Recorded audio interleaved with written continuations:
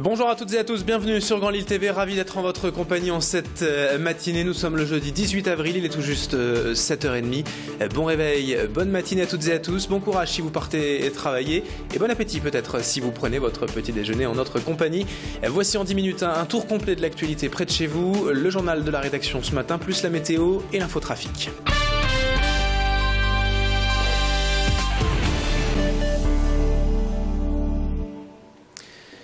Et à la une de cette édition aujourd'hui, et tout d'abord cette information de la Voix du Nord ce matin, un barguet du Vieux-Lille, le vice-versa, aurait été la cible d'une violente agression homophobe hier soir. Selon le patron de l'établissement, vers 22 h hier, 4 individus seraient donc entrés dans le bar avec l'intention d'en découdre. Une bagarre aurait alors rapidement éclaté, les deux patrons du vice-versa plus un serveur ayant reçu des coups, les agresseurs prenant également des tables et des chaises pour les lancer contre la vitrine. Mais le regroupement de la clientèle avec celle d'un autre bar en face aurait finalement mis en fuite les 4 individus. 4 suspects qui ont ensuite été interpellés par une patrouille de la police dans le centre de Lille, puis placés en garde à vue cette nuit. Une agression qui n'a en tout cas rien d'un hasard selon les gérants de ce bar gay en plein débat national sur le mariage pour tous.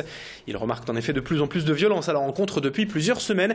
On suivra en détail les suites de cette affaire homophobe dès aujourd'hui avec plusieurs réactions à suivre dans nos prochaines éditions. Dans l'actualité du jour également, puisque l'on parle du mariage pour tous et d'une situation donc très tendue pour la communauté gay, les opposants au projet de loi, eux, ne veulent pas lâcher et maintiennent leur mobilisation, bien évidemment en pacifique cette fois, malgré l'évidente adoption du texte désormais par l'Assemblée nationale et le vote des députés mardi prochain. Le collectif régional Manif pour tous se mobilise toujours en demandant avant tout un vrai débat national sur le projet de loi. Hier matin, les militants ont, vous le voyez, déployé plusieurs banderoles significatives sur des grands axes de l'agglomération pour encore et toujours faire passer leur message auprès de la population. Ils se sont ensuite rendus à la sortie de la gare Lille-Europe afin de dénoncer la mécanique de la loi qui, après le mariage pour tous, amènera selon eux la PMA et la GPA, la procréation médicalement assistée et la gestation par autrui. Le collectif continue donc malgré tout d'occuper le terrain sur la scène nationale et donne rendez-vous le dimanche 21 avril pour une nouvelle manifestation à Paris. Écoutez les explications de Jérôme Thirier, coordinateur du collectif régional de la Manif pour tous, au micro d'Olivier Milleville.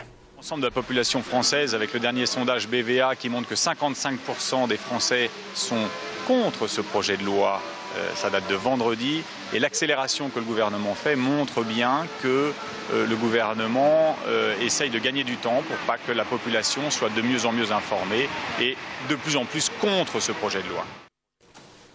Autre information à la une de l'actualité, cette semaine dans la métropole lilloise, les travaux du Grand Boulevard. On vous en a déjà parlé et vous n'y avez peut-être pas échappé ces derniers jours en empruntant l'avenue de la Marne depuis Marc-en-Barœul et les mini-tunnels vers Lille. Un important chantier de réfection de la chaussée est en cours. La bande de roulement est remise à neuf, de même que les différents marquages au sol. Tout cela pour plus de sécurité, bien évidemment, sur un axe important de l'agglomération où passent tous les jours près de 40 000 véhicules. Mais bien sûr, ces travaux entraînent également une fermeture du Grand Boulevard la journée de 9 h à 16 h et donc des bouchons sur les voies latérales. Le chantier est prévu pour durer tout juste 2 semaines si la météo le permet, et pile donc pendant les vacances scolaires. Présentation en détail avec Lionel Page, directeur de la voirie au département du Nord, responsable des travaux, au micro de Mathilde Espinas. L'objectif du changement, c'est d'assurer une bonne visibilité du marquage qui avait besoin d'être refait, et on crée un investissement plus important en utilisant ce marquage mieux visible. C'est ce qu'on fait sur tous les axes structurants du département du Nord lorsqu'il y a des trafics importants pour améliorer encore la sécurité des usagers. Pour nous, vu que c'est un axe très circulé, il est important de minimiser les perturbations pour les usagers. Il y a 40 000 véhicules jour, donc on réalise les interventions pendant les vacances scolaires. Elles ont démarré dès lundi dernier. On espère finir pour la fin de semaine prochaine et on réouvrira dès que cela sera possible.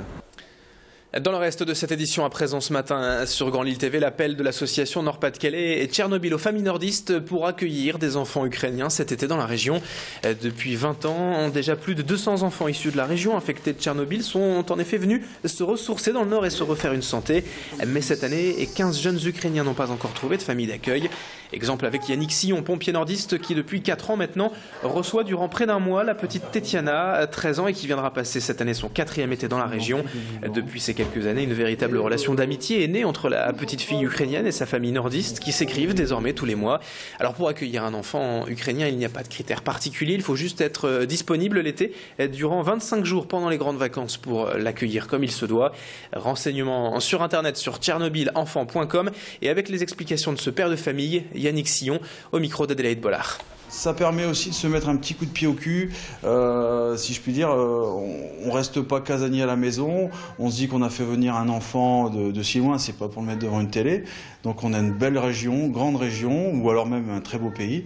Et grâce à l'arrivée de cet enfant, on se prend un petit peu plus en main et puis on l'emmène un petit peu partout pour découvrir notre belle région. Et en plus, on a la grande chance de pouvoir, grâce à ça, rendre un peu de santé à un enfant. Alors on termine maintenant cette édition avec une belle idée de sortie durant ces vacances scolaires et avec le soleil annoncé pour les prochains jours. On part à la découverte de la Delay en bateau, s'il vous plaît. L'espace naturel Lille Métropole vous propose en effet ces jours-ci de naviguer entre Ouascal et Roubaix. Une balade au fil de l'eau et une visite commentée par les guides de l'espace naturel. Pour mieux connaître les espèces animales qui nous entourent, apprendre à les reconnaître aussi pour mieux vivre en leur compagnie. L'histoire de la Deule, de la marque et de son patrimoine ne sont bien sûr pas oubliées. La saison de navigation et des balades en bateau a donc repris avec ses vacances scolaires et c'est Alexis qui était notre guide hier au micro d'Adélaïde Bollard. Pour les enfants, c'est toujours les animaux. Pour les parents, le discours, avoir appris des choses sur le canal. Et aussi, il y a la partie balade. Certains groupes, on voit qu'ils préfèrent plus la balade que le discours. Dans ces cas-là, je réduis un peu le discours, on va dire au minimum, pour que les gens profitent au maximum de la balade. Et il y a aussi des gens qui sont là pour vraiment apprendre. Dans ces cas-là, on allie au maximum les deux, la balade. Ils regardent, ils sont plus curieux. Et le discours, dans ces cas-là, un discours un peu plus complet. Fin de ce journal, dans un instant à suivre la météo et l'infotrafic sur Grand Lille TV. Excellente journée à toutes et à tous.